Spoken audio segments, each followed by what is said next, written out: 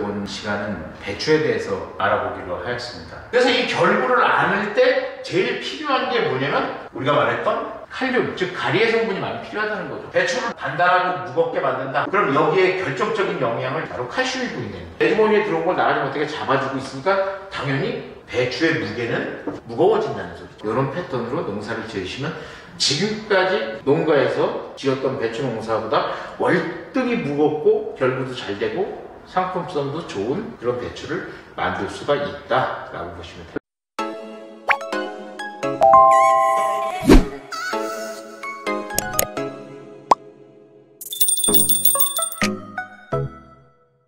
안녕하십니까.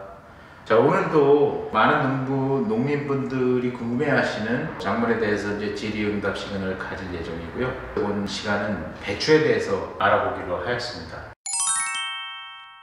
자, 결부 같은 경우는 어떤 개념이냐면 기본적으로 처음에 자라기 시작했던 배추 이파리들이 어느 정도 크기를 가지고 이제 크다 보면 여기서 이제 신초들이 나오게 되고 이렇게 이제 자라게 되는데 일정 부분 시기가 되면은 보통 30일 정도가 되면 이쪽 안쪽의 성장보다는 바깥쪽의 성장을 많이 도와주게 되죠. 그러다 보면 이 이파리들이 어떻게 되느냐, 그냥 직선으로 자라는 일반적인 잎과 다르게 말리기 시작을 해요. 그래서 결부를 안게 되는 거죠. 그래서 이 결부를 안을 때 제일 필요한 게 뭐냐면 우리가 말했던 칼륨, 즉 가리의 성분이 많이 필요하다는 거죠. 그래서 14-0-15라고 하는 여기에 칼슘까지 들어가 있는 유니칼슘이라고 하는 이 제품을 써주라고 했던 이유는 20일 정도 지나고 나면 생장을 도와주고 그리고 25일 정도 있다가 한번 주면 이때부터는 가리가 효과를 발휘를 하면서 외벽의 성장을 도와주는 역할들을 하기 때문에 결국엔 포기를 감싸는 역할들을 한다. 저장성이나 단단한 것들까지 생각을 한다면 우리가 말했던 인산이랑 가리가 합쳐진 것들을 옆면 시기로 뿌려줘도 상당히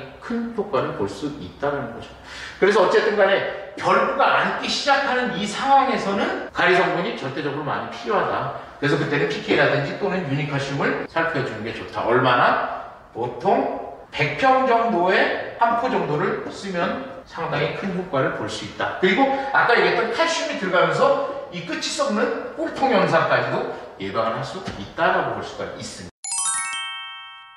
자, 우리가 배추 생산을 할 때 상인들한테 팔거나 시장에다 판매를 할 때 보면 일단 배추가 크고 탐스러워야 되죠. 그리고 그렇게 크고 탐스러운데 무게가 안 나가면 사실상 소비자들이 만져보고 그냥 다시 내려놓게 되는 경우들이 많이 있다는 거죠. 그래서 배추를 단단하고 무겁게 만든다. 그럼 여기에 결정적인 영향을 바로 칼슘이 보이는 거죠.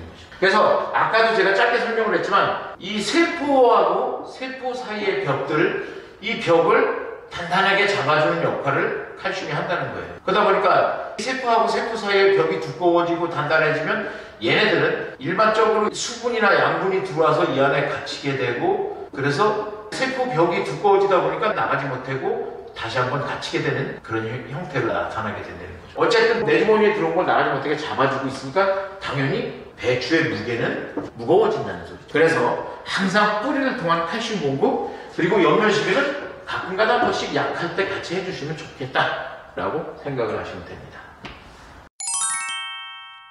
예전에는 사실 요소 위주의, 즉 질소질 위주의 이제 비료를 공급을 했던 거고요. 요즘에 와서는 기본적으로 질소가 필요하고요. 그리고 인산은 사실상 바닥을 끼는 정도. 가리가 질소의 한 3분의 2 이상은 쫓아간다라고 보시면 되고, 자, 중요한 건 칼슘이 질소의 절반을 쫓아가야 된다는 거죠. 그래서 처음에 기비로다가 비료를 쓸 때 N, P, K 또는 뭐 황, M, 마그네슘, 칼슘 이런 것들 종합적인 시비가 가능하게 이때 뭐를 주느냐? 2%라는 제품을 줍니다. 그래서 2%는 지난번에 설명드린 것처럼 12-8-12에 육칼슘, 마그네슘 그리고 미량요소까지 다 들어있기 때문에 이때 주면 질소 인산 가리의 비율 또 더군다나 칼슘 때문에 이 균형을 잡아줄 수 있고 이후에 추비를 줄 때는 14-0-15 플러스 17 칼슘 요거를 2회 정도 주면은 처음에 미비료가 들어가서 2%가 기본을 잡고 유니칼슘이 들어가서 질소, 가리, 칼슘을 충분히 공급할 수 있어서 보통 100평당 한 포 정도를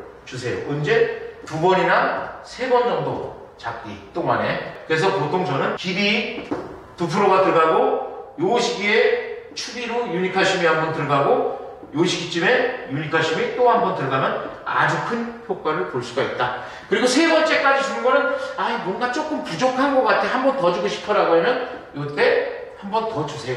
다만 요때는 150평이나 한 200평까지도 충분하다. 그래서 이런 패턴으로 농사를 지으시면 지금까지 우리 농가에서 지었던 배추 농사보다 월등히 무겁고 결부도 잘 되고 상품성도 좋은 그런 배추를 만들 수가 있다라고 보시면 돼요. 일단 제가 간략하게 질문 들어온 것들만 설명을 드렸고요. 댓글창에다가 궁금하신 것들은 남겨주세요. 나는 뭐 때문에 이런데 이런 것들 성실히 답변을 드리겠습니다. 자, 오늘도 수고 많으셨습니다.